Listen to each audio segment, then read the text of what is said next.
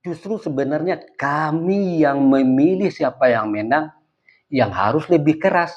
Tapi karena kami memahami bagaimana kendala di lapangan dan bagaimana program ini betul-betul baik, tidak serta-merta kami ketika kejadian di ujung sana terjadi sesuatu, tidak serta-merta menyalahkan bagaimana awalnya.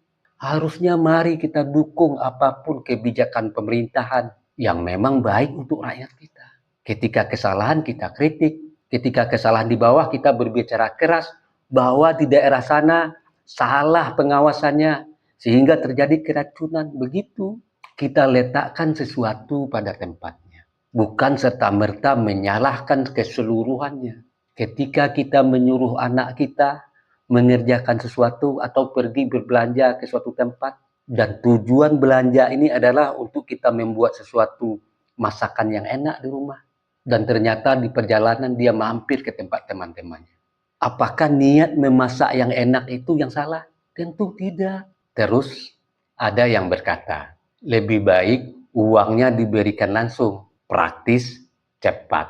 Tapi apakah ada jaminan itu benar-benar menjadi makanan bergizi? Dan apakah ekonomi petani ikut bergerak? Apakah pedagang kecil ikut merasakan dampaknya?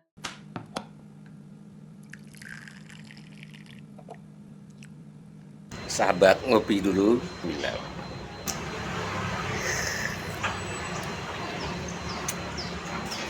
Bagi sahabat yang mau sloki unik ini, sloki tengkorak, ya silahkan klik keranjangnya ya. Sahabat bagi perokok tahu persis rasanya ketika dia mau menyalakan rokok di pinggir pantai atau di tanah lapang. Itu pasti banyak angin, dan untuk merokok menyalakan koreknya pasti kesulitan, pasti padam oleh tiupan angin. Tapi semuanya tidak akan terjadi lagi jika korek kita ini kapasitas gasnya besar dan apinya kuat, tidak akan padam ditiup angin. Jadi jika sahabat ingin korek seperti ini, cek di keranjang produk.